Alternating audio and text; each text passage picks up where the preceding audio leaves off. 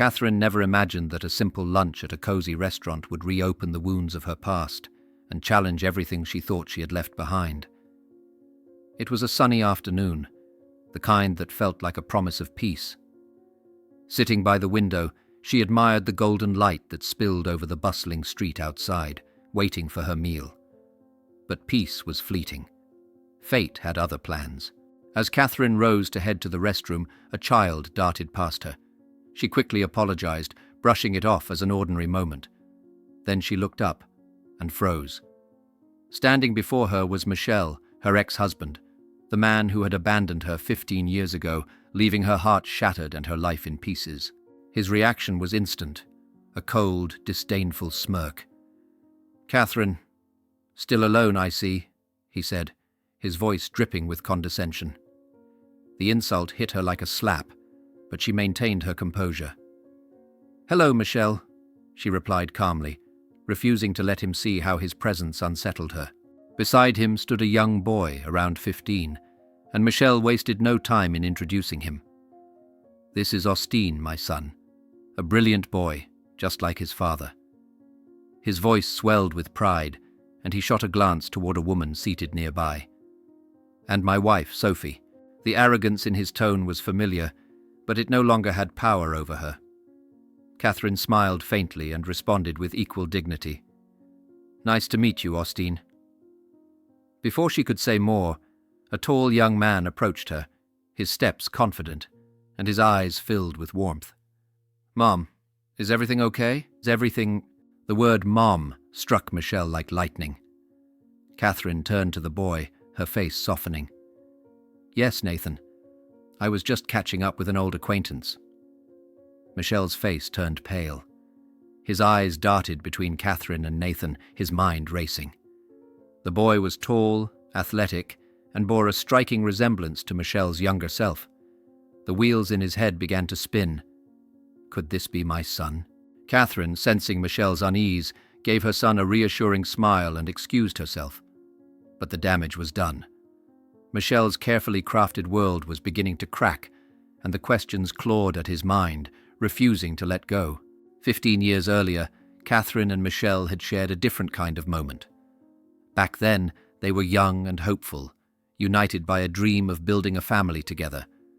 But that dream quickly turned into a nightmare. "I think we should see a doctor," Catherine had said one evening after another failed attempt at conceiving. Her voice trembled, not with fear but determination.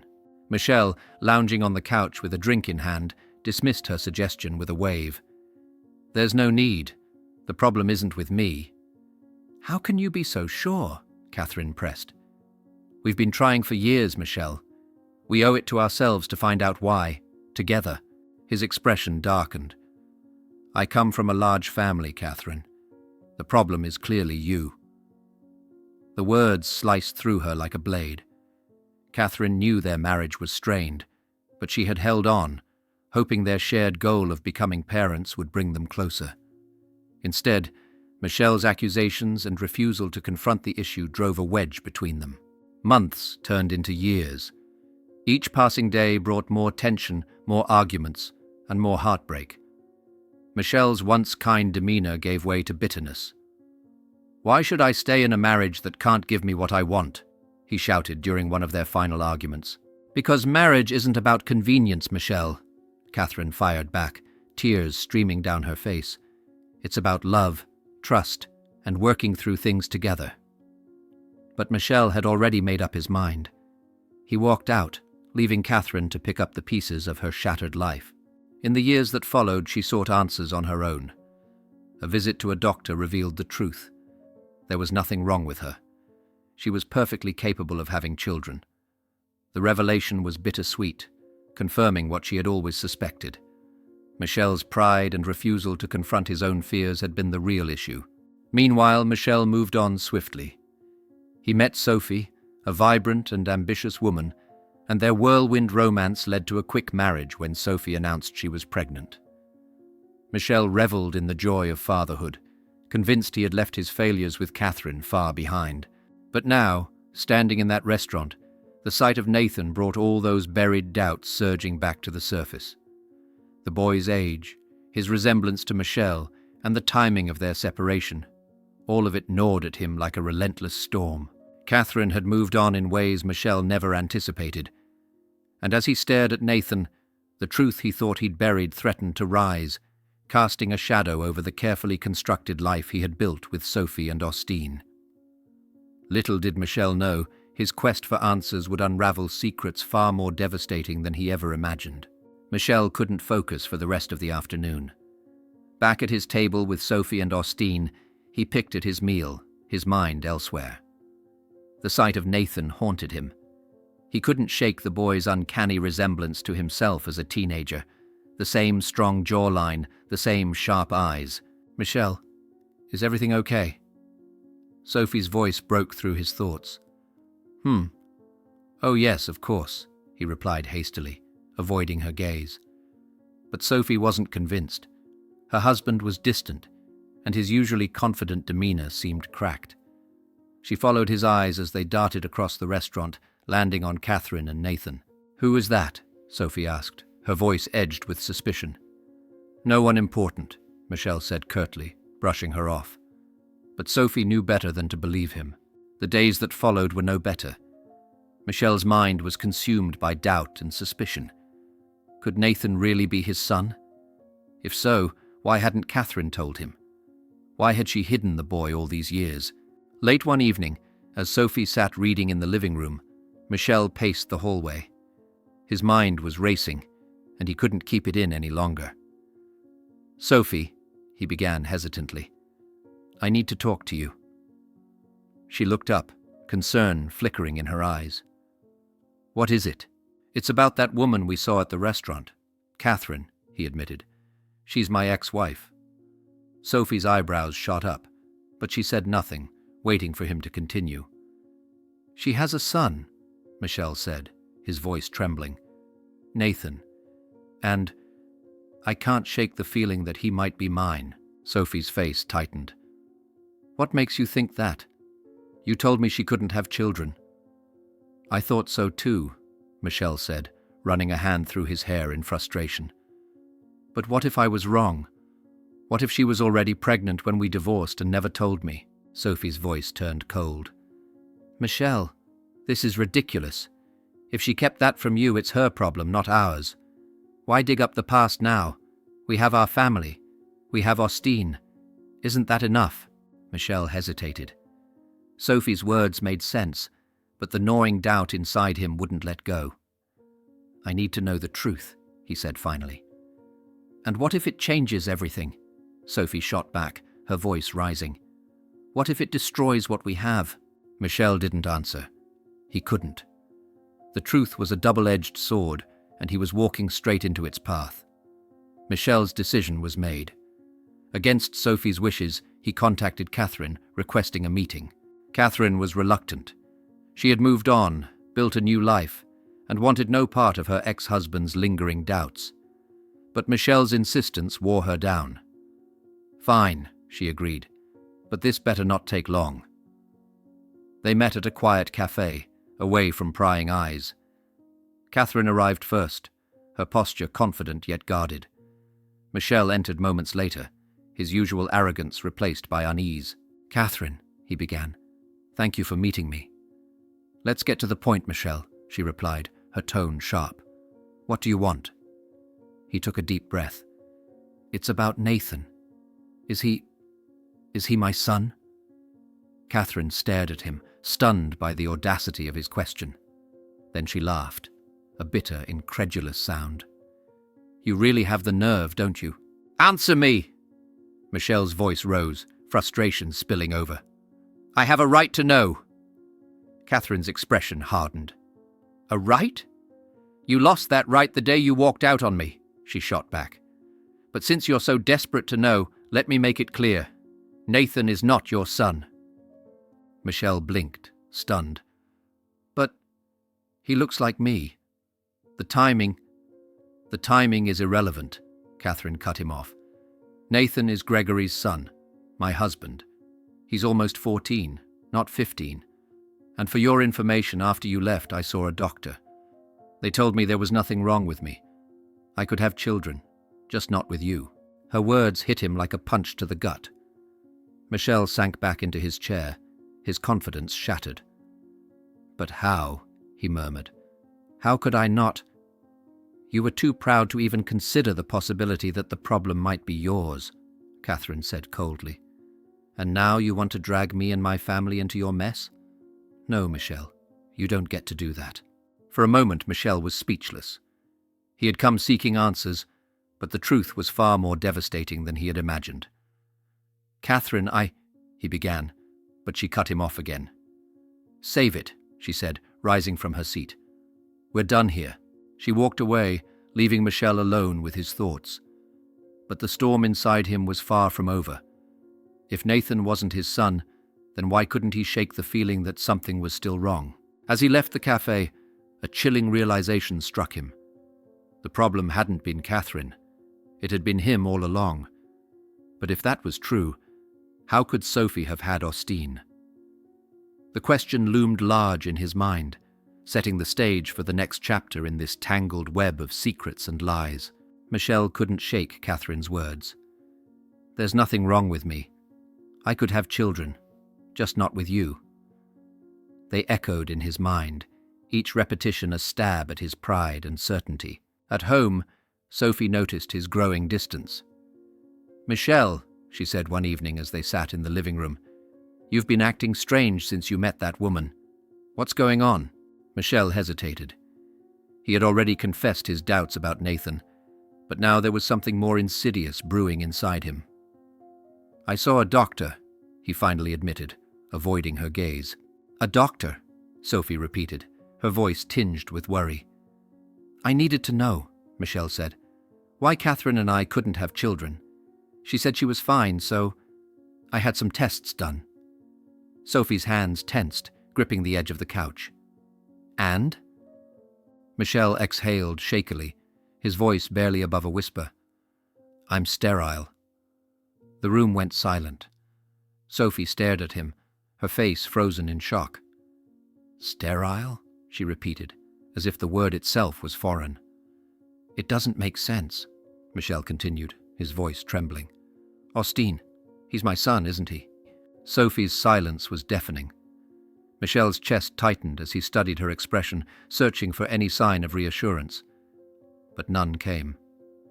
Finally, Sophie looked away, her voice barely audible. "Michel, there's something I need to tell you." His heart sank. He braced himself, knowing whatever she was about to say would shatter the fragile foundation of his life. "Austin isn't biologically yours," Sophie admitted, her voice breaking. "It happened before we got serious, before I even knew you were the man I wanted to marry. I didn't know how to tell you, and then I found out I was pregnant. You were so excited, and I didn't want to ruin it." "You lied to me!" Michel exploded, leaping to his feet. "I didn't lie," Sophie pleaded. "I didn't know you were sterile. I thought—" "You thought what?" he interrupted, his voice rising. "That I'd never find out? That you could build our entire life on a lie?" "I didn't mean for it to happen this way," Sophie cried. "I love you, Michel. You've been Austin's father in every way that matters. Nothing changes that."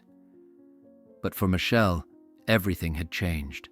The perfect life he thought he had, the family he prided himself on, was built on deception. He stormed out of the house, leaving Sophie sobbing on the couch. Michel found himself wandering aimlessly through the city, his mind a chaotic storm. He thought of Austin, the boy he had raised and loved. Could he just walk away, knowing the truth? And what about Catherine? Her words now carried a new weight, forcing him to confront not just her, but himself. By morning, Michel made a decision. He would meet with Catherine one last time, not to accuse her, but to seek understanding. He needed answers, and perhaps closure. Catherine was surprised when Michel called again, his voice subdued. "Please, Catherine," he said. "I just need to talk." Reluctantly, she agreed. They met in a park, the air cool and crisp. Catherine arrived with Nathan, who played nearby while they spoke. Michel wasted no time. "Catherine, I owe you an apology," he began, his voice heavy with regret. "I spent years blaming you for something that wasn't your fault. I see that now. Catherine crossed her arms, skeptical. And why this sudden change of heart? Michelle hesitated, then admitted, I'm sterile. I didn't know until now. I assumed the problem was you, and I was wrong. Catherine's expression softened, but only slightly. You were too proud to admit the possibility, Michelle. That pride destroyed us. I know, he said, his voice thick with emotion. And I don't expect forgiveness. But I need you to know that I regret everything. How I treated you, how I left. You deserved better. Catherine studied him for a moment, her eyes unreadable. Then she said, It took me years to heal from what you did, Michelle. I built a life without you, and I'm happy now. But hearing this, it does bring some closure. Michelle nodded, relief washing over him. Thank you, he said quietly. As they spoke, Nathan approached, holding a soccer ball. Mom, can I go play with those kids over there? He asked. Of course, honey, Catherine replied with a smile. Michelle watched the boy run off, his heart aching. He turned back to Catherine. He's a great kid. He is, Catherine agreed. And he's Gregory's son, not yours. Don't forget that. Michelle smiled faintly. I won't. But I hope he grows up knowing how lucky he is to have you. As he walked away from the park, Michelle felt a strange sense of peace. His world had been upended, but for the first time in years, he saw things clearly. He had failed Catherine, but he wouldn't fail Austin. Returning home that evening, Michelle found Sophie waiting for him. She looked tired, her eyes puffy from crying. I'm sorry, she said as soon as he walked in. Michelle sat beside her, his voice soft. We both made mistakes, Sophie. But Austin, he's my son. I love him no matter what. Sophie's eyes filled with tears. Thank you, she whispered. As they embraced, Michelle realized that moving forward wouldn't be easy. But for the first time, he was ready to face the truth about his past, his family, and himself. Days turned into weeks, but the revelations continued to weigh heavily on Michelle. The truth about Austin's paternity and his own infertility had left him in a state of emotional upheaval. Yet amidst the chaos, one thing remained clear. He loved Austin as his son, and nothing would change that. One evening, as Michelle sat alone in the living room, Austin walked in, holding a photo album. Dad, can we look through this together? He asked. Michelle hesitated for a moment, then smiled. Of course, son. They flipped through the pages, filled with memories of birthdays, vacations, and countless moments of joy. Michelle felt a pang of guilt as he realized how much he had taken those moments for granted. You've always been there for me, Dad, Austin said suddenly. Even when I messed up or got into trouble, you never gave up on me. Michelle's throat tightened. Austin, there's something I need to tell you, he began, his voice trembling. The boy looked up, concern etched on his face. What is it? Michelle took a deep breath. You're not my biological son. Austin blinked, stunned. What do you mean? It doesn't change how I feel about you, Michelle added quickly. You're my son in every way that matters. I just wanted you to know the truth.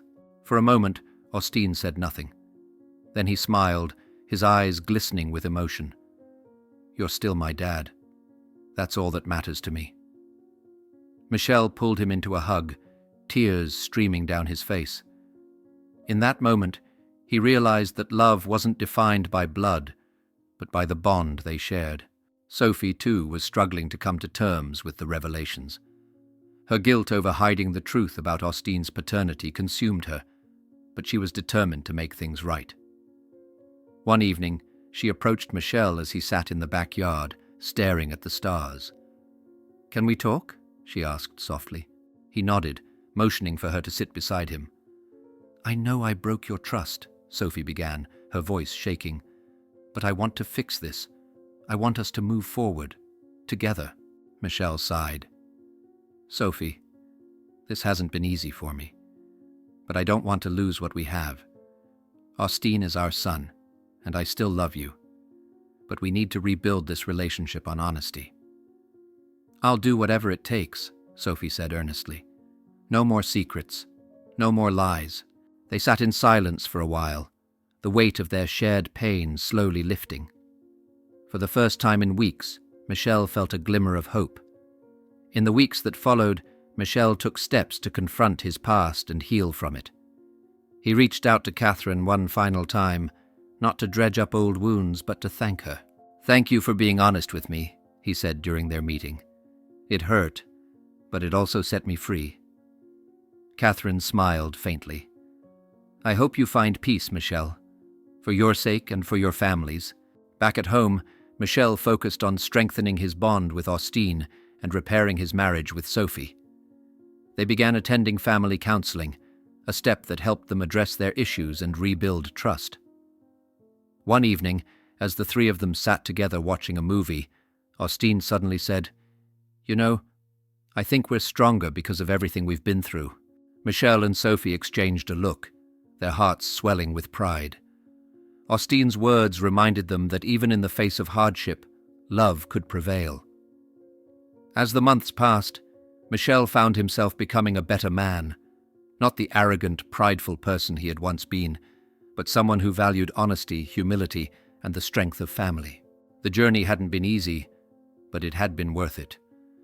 Michel had learned that facing the truth, no matter how painful, was the only way to truly move forward.